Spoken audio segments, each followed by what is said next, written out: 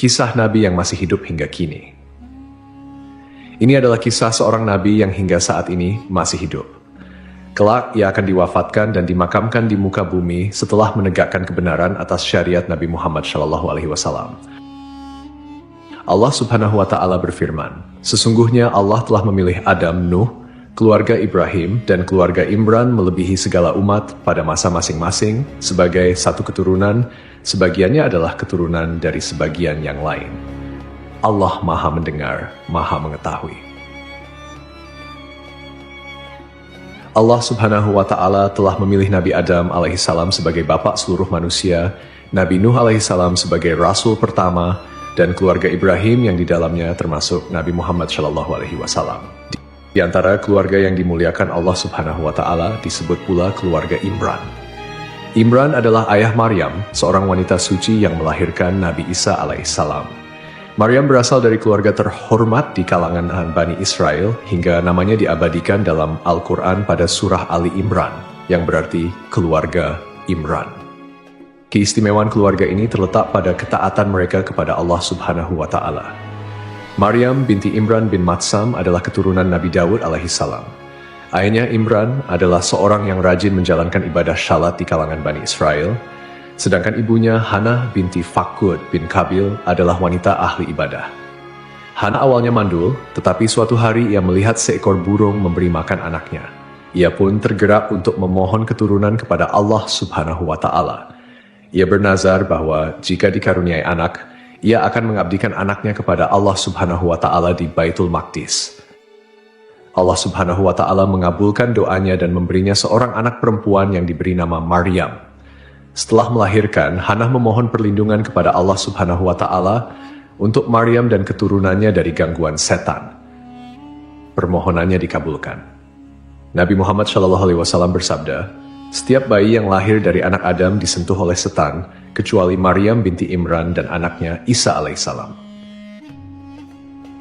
Setelah Maryam lahir, ibunya menyelimutinya dengan kain dan membawanya ke masjid untuk diserahkan kepada para ahli ibadah. Mereka berebutan untuk mengasuh Maryam, tetapi akhirnya undian dibuat. Nabi Zakaria alaihissalam, yang merupakan suami dari saudari Maryam, memenangkan undian tersebut. Ia pun mengasuh Maryam dengan penuh kasih sayang. Zakaria alaihissalam menempatkan Maryam di sebuah tempat khusus di masjid. Di sana, Maryam beribadah siang dan malam hingga ia dikenal sebagai wanita ahli ibadah di kalangan Bani Israel. Allah Subhanahu wa Ta'ala memberinya karunia berupa rezeki yang tidak biasa. Setiap kali Nabi Zakaria alaihissalam mengunjungi tempat ibadah Maryam, ia mendapati buah-buahan yang tidak sesuai musimnya. Ketika ditanya dari mana asalnya, Maryam menjawab, "Itu dari Allah. Sesungguhnya Allah memberi rezeki kepada siapa yang Dia kehendaki tanpa perhitungan." Allah Subhanahu wa Ta'ala memilih Maryam sebagai wanita terbaik di zamannya. Para malaikat menyampaikan kabar gembira bahwa Allah Subhanahu wa Ta'ala akan menciptakan seorang anak darinya tanpa ayah, yakni Nabi Isa alaihissalam sebagai tanda kekuasaannya. Allah memilih Maryam untuk menciptakan seorang anak darinya tanpa ayah. Para malaikat menyampaikan kabar gembira kepadanya bahwa anaknya kelak akan menjadi seorang nabi mulia. Dan dia berbicara dengan manusia sewaktu dalam buayan, yaitu saat masih kecil, menyeru orang-orang untuk beribadah kepada Allah semata yang tiada memiliki sekutu. Sebagai wujud rasa syukur atas nikmat yang diberikan. Disebutkan bahwa Maryam terus syalat hingga kakinya pecah-pecah. Semoga Allah meridhainya, merahmatinya, serta merahmati ibu dan ayahnya. Di masjid tersebut, tidak ada seorang pun yang diizinkan masuk selain Nabi Zakaria. Maryam hanya keluar dari masjid saat haid atau karena keperluan mendesak seperti minum, makan, dan lainnya. Suatu hari, saat ia keluar masjid untuk suatu keperluan, ketika dia mengasingkan diri, yaitu menyendiri di sebelah timur Masjidil Aqsa, tanpa diduga Allah mengutus Ruhul Amin Jibril kepadanya. Maka dia menampakkan diri di hadapannya dalam bentuk manusia yang sempurna. Saat melihatnya, Maryam kata, "Sungguh, aku berlindung kepada Rabb yang Maha Pengasih terhadapmu jika engkau orang yang bertakwa." Maryam tahu bahwa orang yang bertakwa bisa menjaga diri. Jibril berkata, "Sesungguhnya, aku hanyalah utusan Rabb-mu. Aku bukanlah manusia. Aku ini seorang malaikat yang diutus Allah kepadamu untuk menyampaikan anugerah kepadamu seorang anak laki-laki yang suci. Dia berkata, bagaimana mungkin aku mempunyai anak laki-laki, padahal aku tidak punya suami dan aku bukan pula pezina. Malaikat berkata kepadanya, hal tersebut mudah baginya, karena dia kuasa atas segala sesuatu. Maka kami tiupkan ke dalam rahimnya sebagian dari ruh ciptaan kami. At-Tahrim ayat 12. Ketika Maryam mengandung, dia mengasingkan diri dengan kandungannya itu ke tempat yang jauh, karena saat hamil, Maryam sangat sedih. Dia tahu banyak orang yang akan membicarakannya. Berita kehamilan Maryam menyebar di kalangan Bani Israel, hingga belum pernah ada omongan yang menimpa suatu keluarga pun melebihi omongan terhadap keluarga Zakaria. Ketika akan melahirkan, Maryam bersandar di pangkal pohon kurma lalu berkata, aduhai, alangkah baiknya aku mati sebelum ini, dan aku menjadi sesuatu yang tidak berarti, lagi dilupakan. Jibril menyeru Maryam, janganlah engkau bersedih hati. Sesungguhnya Rabbmu telah menjadikan mengalir air anis di bawahmu. Dan goyanglah pangkal pohon kurma itu ke arahmu. Niscaya pohon itu akan menggugurkan buah kurma yang masak kepadamu. Maka makan, minum, dan bersenang hatilah engkau. Jika engkau melihat seorang manusia, maka katakanlah, sesungguhnya aku telah bernazar untuk menahan diri, tidak bicara bagi Rabb yang Maha Pemurah. Maka aku tidak akan berbicara dengan seorang manusia pun pada hari ini. Kemudian Maryam membawa bayi itu kepada kaumnya dengan menggendongnya. Saat kaumnya melihat Maryam menggendong bayi, mereka berkata, wahai Maryam, sungguh engkau telah membawa sesuatu yang sangat mungkar. Ayahmu bukan seorang yang buruk perangai, dan ibumu bukan seorang perempuan pezina. Mereka menuduh Maryam berbuat nista dengan Nabi Zakaria. Lalu mereka bermaksud melenyapkannya. Kala situasi kian genting, tak lagi ada kesempatan, tidak mampu mengucapkan dengan kata-kata, dan tawakal kepada zat pemilik keagungan kian besar. Saat itu tidak ada lagi yang tersisa selain ikhlas dan berserah diri. Maka Maryam menunjuk kepada anaknya dan berkata, berbicaralah dengannya karena dia yang akan memberi kalian jawaban. Mereka pun menjawab, bagaimana mungkin kami diminta untuk berbicara dengan anak kecil yang sama sekali belum memahami tutur kata. Selain itu, anak ini masih menyusu dalam buayan dan tidak bisa membedakan mana susu dan mana keju. Sikapmu ini hanya omong kosong yang tak berdasar, mengolok-olok dan menghina kami, karena kau tidak memberikan jawaban yang jelas, mengalihkan perhatian kepada anak kecil yang masih berada dalam buayan. Saat itu, Isa bayi berkata, sesungguhnya aku hamba Allah. Dia memberiku kitab, Injil, dan menjadikanku seorang nabi. Dia menjadikan aku seorang yang diberkahi di mana saja aku berada. Dan dia memerintahkan kepadaku untuk melaksanakan syalat dan menunaikan zakat selama aku hidup, serta berbakti kepada ibuku. Dia tidak menjadikanku seorang yang sombong lagi celaka. Kesejahteraan semoga dilimpahkan kepadaku pada hari kelahiranku, pada hari wafatku, dan pada hari aku dibangkitkan hidup kembali. Ini adalah kata-kata pertama yang diucapkan Isa putra Maryam. Kata-kata pertama yang ia ucapkan adalah pengakuan ubudiyah kepada Rabb-nya, dan bahwa Allah adalah Rabb-nya. Maka kata-kata Isa ini menyucikan Allah dari perkataan orang-orang zalim yang menyatakan bahwa ia adalah anak Allah. Isa juga membebaskan ibunya dari segala tuduhan zina yang disampaikan oleh orang-orang bodoh terkait kelahirannya. Allah berfirman, itulah Isa putra Maryam yang mengatakan perkataan yang benar yang mereka ragukan. Tidak patut bagi Allah mempunyai anak, maha suci dia. Apabila dia hendak menetapkan sesuatu, maka dia hanya berkata kepadanya, jadilah. Maka jadilah sesuatu itu.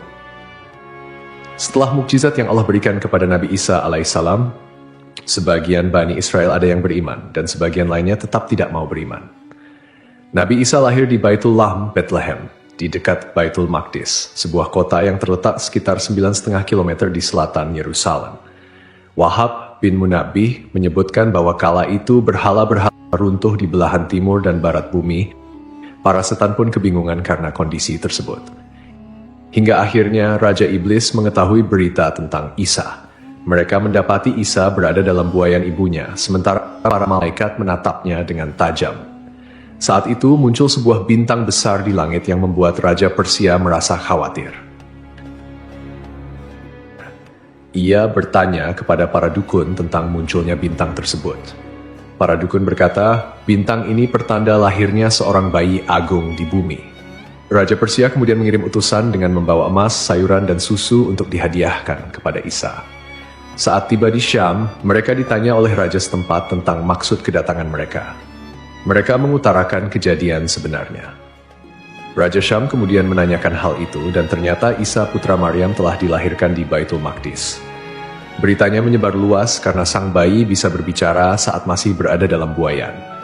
Raja Syam kemudian mengirim seseorang untuk menunjukkan tempat Isa agar mereka bisa membunuhnya setelah para utusan Raja Syam pulang.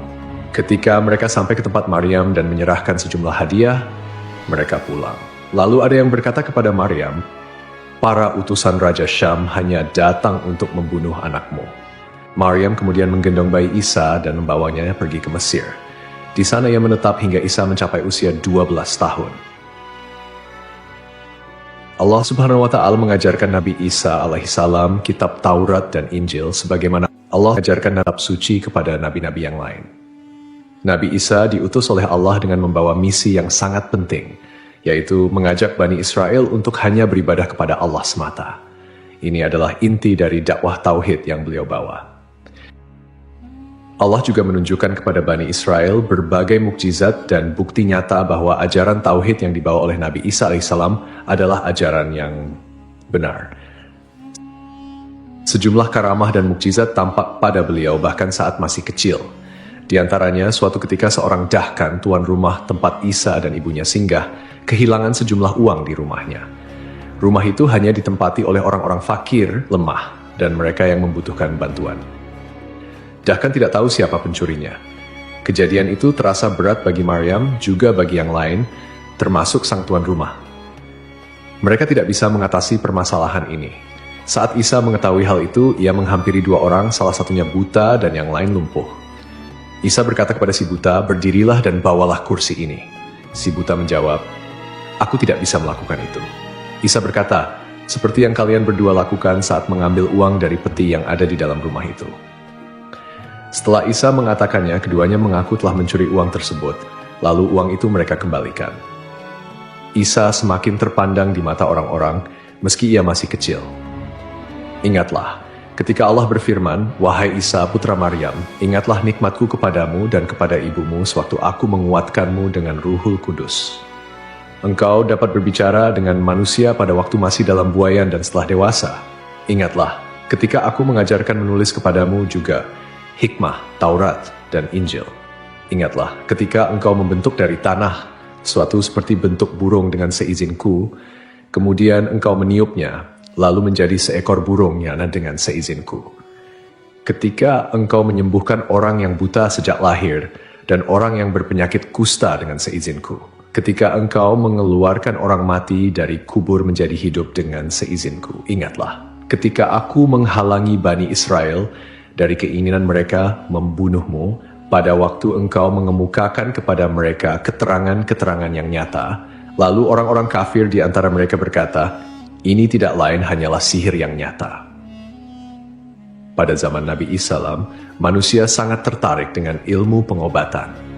Maka Allah memberikan mukjizat kepada Nabi Isa terkait hal itu.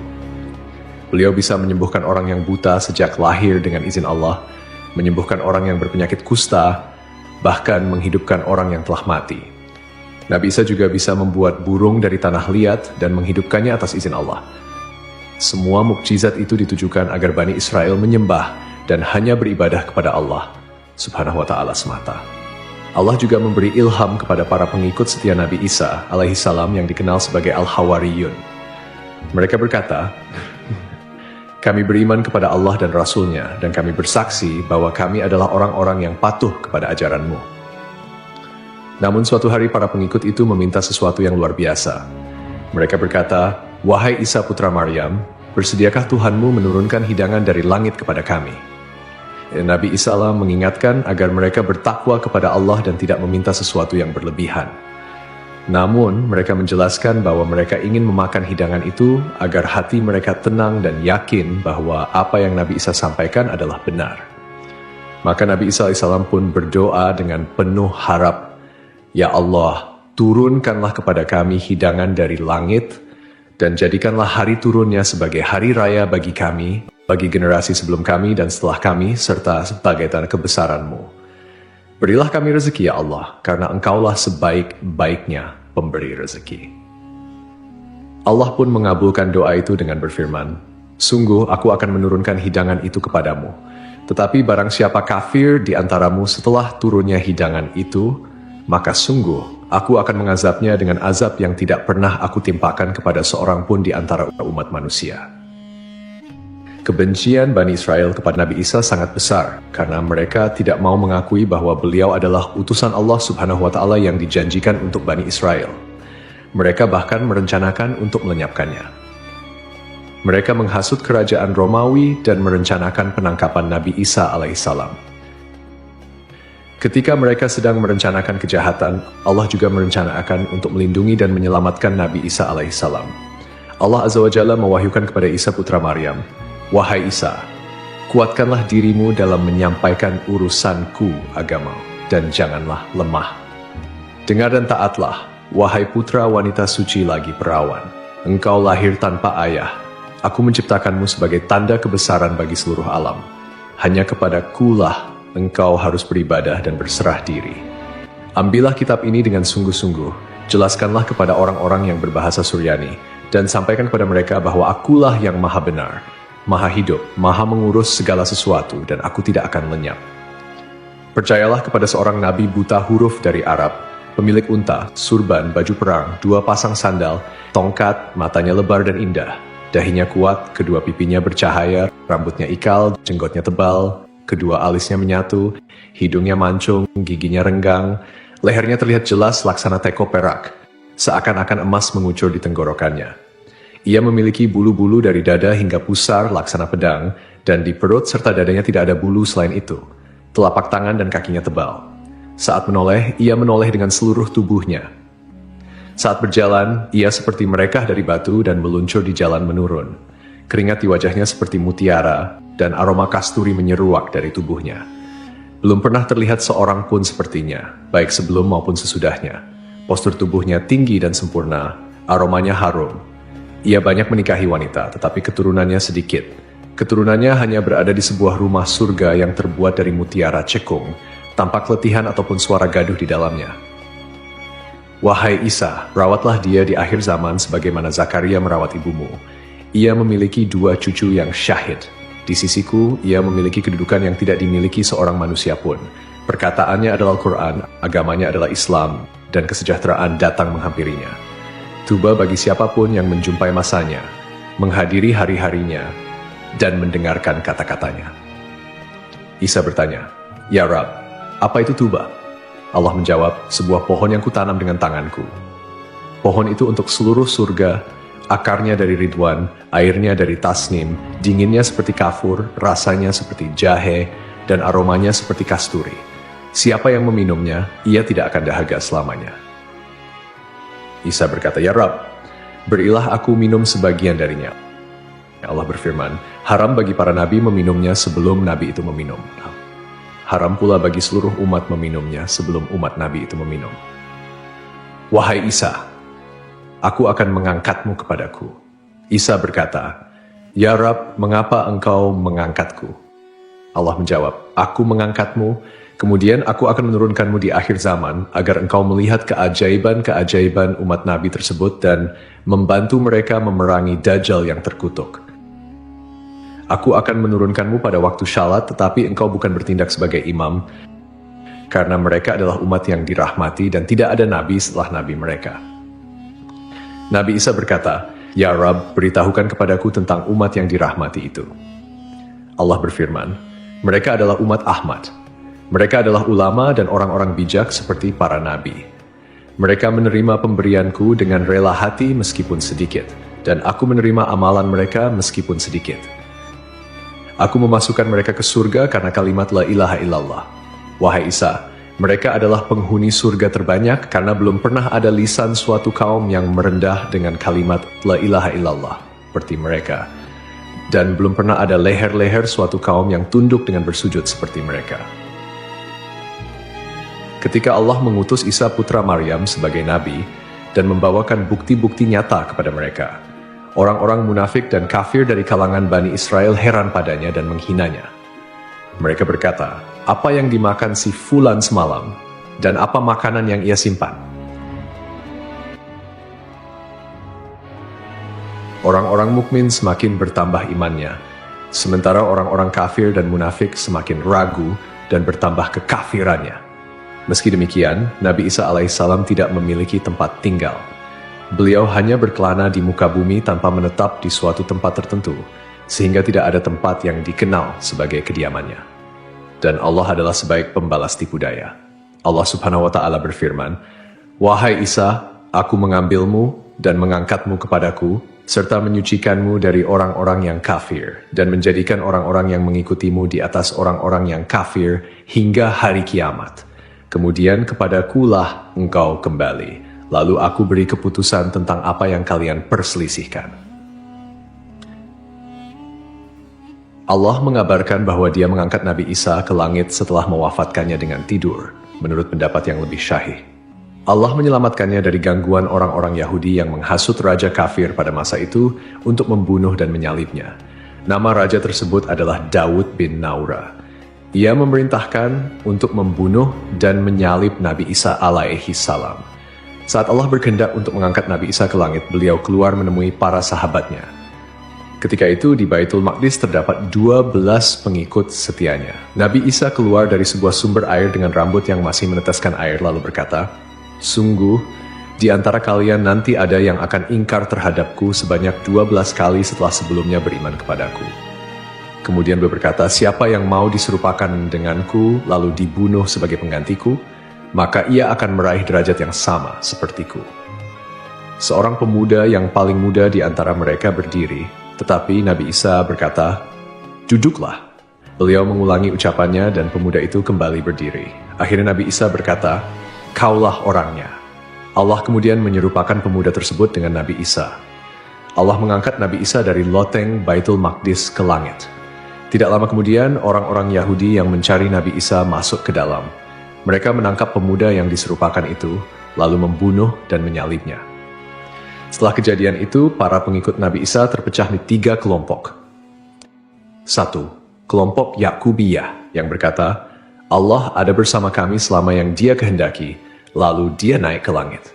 2. Kelompok Nasturiyah yang berkata, "Putra Allah bersama kami selama yang Dia kehendaki, lalu Dia mengangkatnya ke langit." 3. Kelompok Islam yang berkata, "Hamba Allah dan Rasul-Nya bersama kami selama yang Dia kehendaki, lalu Allah mengangkatnya kepadanya." Allah Subhanahu wa Ta'ala berfirman, "Tidak ada seorang pun dari ahli kitab kecuali akan beriman kepadanya Isa sebelum kematiannya." Ayat ini mengacu pada masa ketika Nabi Isa alaihissalam akan turun kembali ke bumi pada akhir zaman sebelum hari kiamat. Pada saat itu, beliau akan membunuh Dajjal, menghancurkan salib, membunuh seluruh babi, membatalkan pajak, tidak menerima agama apapun selain Islam. Nabi Isa akan memerintah dengan keadilan, dan seluruh umat manusia akan berserah diri kepada Allah Subhanahu wa Ta'ala. Ahlus Sunnah mengimani bahwa turunnya Nabi Isa alaihissalam merupakan salah satu tanda besar dari dekatnya hari kiamat. Sifat-sifat beliau yang disebutkan dalam berbagai riwayat adalah sebagai berikut. Seorang laki-laki dengan perawakan tidak terlalu tinggi dan tidak terlalu pendek, kulitnya kemerah-merahan, rambutnya keriting, terurai hingga kedua pundaknya, dan tampak selalu basah seperti baru keluar dari kamar mandi. Dadanya bidang. Setelah keluarnya Dajjal dan terjadinya kerusakan besar di muka bumi, Allah akan mengutus Nabi Isa alaihissalam untuk turun ke bumi. Beliau akan memimpin dengan keadilan, menghapuskan segala bentuk kezaliman, dan membinasakan Dajjal. Nabi Isa akan tinggal di bumi selama 40 tahun sebelum akhirnya wafat. Beliau akan dimakamkan di bumi sesuai dengan kehendak Allah Subhanahu wa Ta'ala.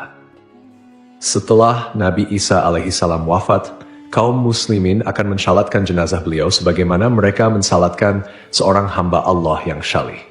Wallahu alam. Sungguh sangatlah mudah bagi Allah Subhanahu wa Ta'ala untuk menciptakan Nabi Adam alaihissalam tanpa ayah dan ibu, apalagi menciptakan Nabi Isa alaihissalam yang hanya tanpa ayah. Ketika Allah menghendaki sesuatu, Dia hanya berkata, "Kun, jadilah," maka terjadilah apapun yang Dia kehendaki. Oleh karena itu, tetaplah berharap dan bersandar hanya kepada Allah Subhanahu wa Ta'ala semata. Semoga kita dapat mengambil hikmah dari kisah ini dan semakin meningkatkan keimanan kita kepadanya. Wassalamualaikum warahmatullahi wabarakatuh.